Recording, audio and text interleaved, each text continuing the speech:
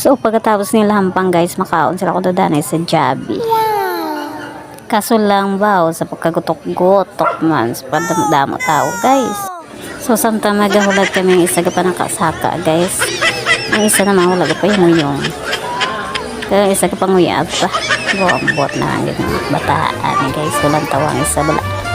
Pagkadungdungol, ang isa yung kurukanta pa. Oh Diyos.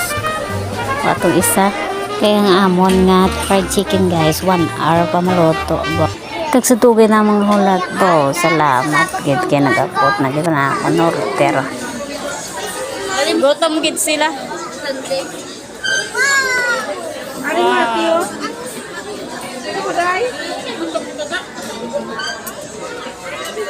Te, fast forward na lang ta. Kaya wala ko ka-video sa naubos ng pagkaon sa lamisa.